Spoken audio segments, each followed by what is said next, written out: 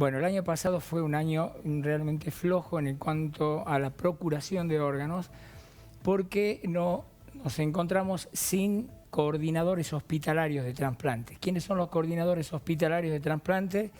Estos médicos de terapia intensiva, especialistas en terapia intensiva, que trabajan en las terapias intensivas y que son los que detectan primero los potenciales donantes, o sea, pacientes con muerte encefálica. Al no tener estos potenciales donantes, hubo mucha menor cantidad de operativos, de iniciación de un operativo que arranca con una denuncia, con un aviso, llamémosle así, siempre se dijo denuncia, pero en realidad es un aviso de que existe un potencial donante, una advertencia que hay un donante en tal terapia intensiva. Este año, si Dios quiere, vamos a tener 3 o 4 coordinadores hospitalarios y en esto estamos trabajando con el Hospital Pablo Soria. Y mañana justamente tenemos con el director del Hospital Pablo Soria, que es el hospital donante, una reunión para coordinar qué personas van a ser las encargadas dentro de las terapias intensivas para ser las que coordinen las acciones dentro de aquellos pacientes que están gravemente enfermos y con muerte encefálica y que evolucionan a la muerte en definitiva. Estas personas, van a salir de los mismos hospitales, obviamente de las mismas unidades que uno pretende que sean una actividad hospitalaria el tema del trasplante y no una actividad parahospitalaria, no una cuestión que viene el INCUCAI porque esto dejó de pertenecer a la medicina, sino es parte misma el seguimiento de la atención hospitalaria, porque estamos brindándole la atención a un montón de personas que se encuentran en lista de espera y que si uno abandona el tema de la procuración, pierde la oportunidad estas otras personas que se encuentran en lista de espera. O sea que es primordial que el inicio sea fuerte y siempre sea en las terapias intensivas, ¿no? Hay mucha gente esperando en Jujuy. ¿En qué tenemos los renales son los mayores en todo el mundo en general, pero en Jujuy en particular, 163 personas renales. ¿Alguno urgente que está en no emergencia? Tenemos emergencias en este momento de renales, pero pueden aparecer. ¿Cuáles son las emergencias en renales que están bajo diálisis? Son los pacientes aquellos que han tenido el último acceso vascular, quiere decir que están en hemodiálisis por 3, por 5, por 7 o más años y le han ido cambiando los catéteres porque se le taparon de acá a otro brazo, al cuello, al otro lado, y ya no hay acceso venoso por donde seguir poniéndolo en contacto con la máquina que le ayuda a sobrevivir y a reemplazar su riñón. Cuando se le tapó ese último acceso vascular, ese paciente pasa a ser una emergencia nacional porque no tenemos cómo hacer para intercambiar sus desechos orgánicos con los normales, digamos, ¿no? Entonces, esa pasa a ser una emergencia. En riñón no hay tanto problema. En hígado generalmente se plantean los problemas de emergencia nacional. Tenemos 3 pacientes hepáticos en este momento inscriptos. En definitiva, para órganos hay 166 personas y 44 córneas.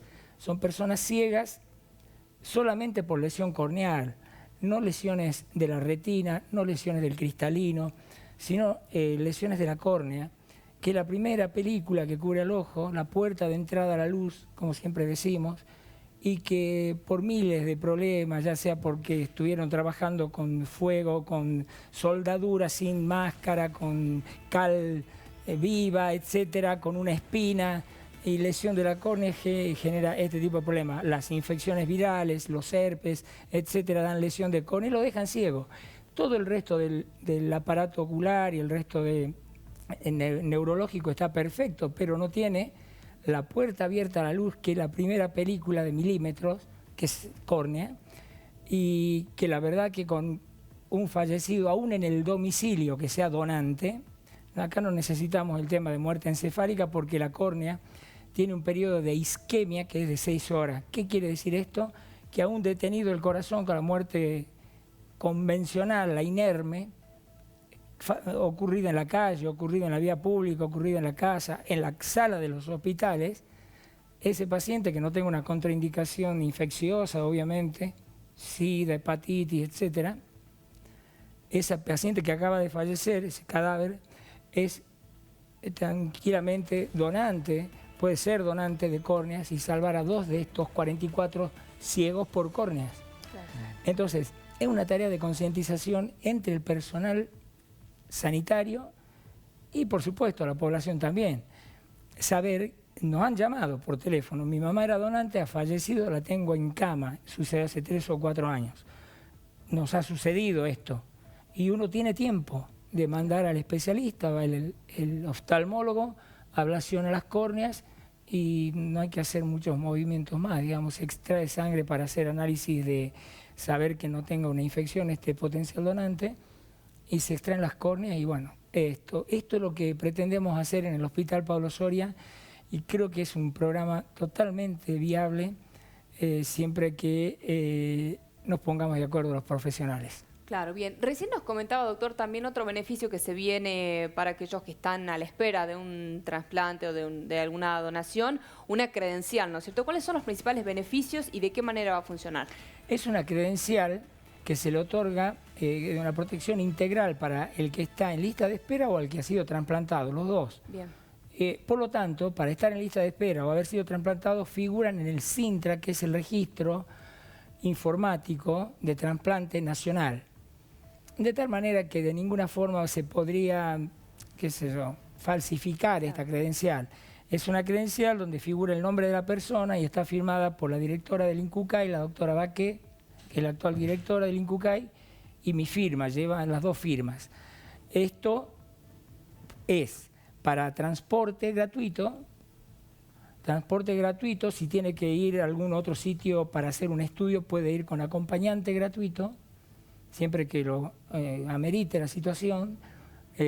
También es para medicación absolutamente gratuita, es decir, puede gestionar con esta credencial en su mutual la adquisición de absolutamente todos los productos que consumen por hipertensión, etcétera, diabetes, lo que fuere, 100% gratuito.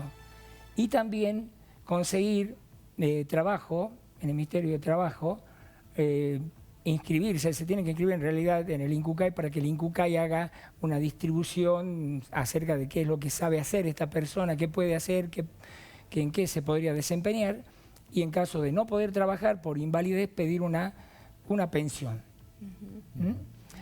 Todo esto es una ley nacional y está Jujuy adhirió a la ley nacional, o sea que está vigente, estamos entregando las credenciales y bueno, es una ayuda grande para gente que está con muchas dificultades, ¿no? de salud, de poderse transportar, de poder llegar a los centros de evaluación para trasplante, etcétera. Así que creo que es una muy buena noticia para el gran número de personas que se encuentran en estas condiciones. Doctor, la última de mi parte. Alguien que quiere ser donante, ¿puede simplemente decirlo, por ejemplo, cuando va a hacer el trámite del carnet de conducir, ahora del documento, si alguno va? ¿Es tan sencillo o hay que requerir algún paso más? No, no hay ningún paso más que hacer, que decirle ni siquiera al registro civil, ni al CUCAI Jujuy, solamente manifestarlo en voz alta y francamente a su familia, a sus seres queridos, con eso alcanza. No hay que hacer ningún trámite. Aparte existe la ley del presunto donante, que significa que el que nunca dijo no soy donante, quiere decir que dijo sí. ¿Y qué pasa si un familiar dice no? Ahí tenemos problema, porque existe también la última voluntad. Manifestación de última voluntad, cosa que no lo podemos corroborar. Si el familiar nos dice, a mí me dijo hace 5 días que no sería donante, no tenemos manera de corroborar y tenemos que aceptar. Obviamente, a mí me cuesta mucho usar la palabra ley cuando se habla de donación, porque la ley es coercitiva siempre. Claro, no debe ser. Es decir, cuando uno va a pagar impuestos a la municipalidad, lo paga porque hay una ley, porque tiene que pagar. Sí. Y la donación es una cuestión de solidaridad. Entonces uno pretende que, si uno tiene la convicción de ser donante, sabiendo que puede hacerle el bien a mucha gente después de muerto, hay que manifestarlo a sus seres queridos, decir firmemente, soy donante, si a mí me pasa algo, esa es la famosa frase que uno usa, yo soy donante, sepan que soy donante, no hagan todo lo posible para que mis órganos lleguen a algún lugar que sean útiles. Con eso alcanza, no hay que inscribirse en ningún sitio. Pero claro, decirle a personas que son allegados, es decir, a la esposa, al hijo, a la mamá, Gente de confianza. a los digamos. hermanos, claro, a los que son responsables directos, ¿no? Bien, clarísimo. Doctor, muy importante esto y para que todos los conozcamos, ¿no? Ser donante puede salvar muchas vidas y me parece que este es el mensaje. Así que muchísimas gracias por venir. Gracias a ustedes porque me permiten poder difundir esta temática. Gracias.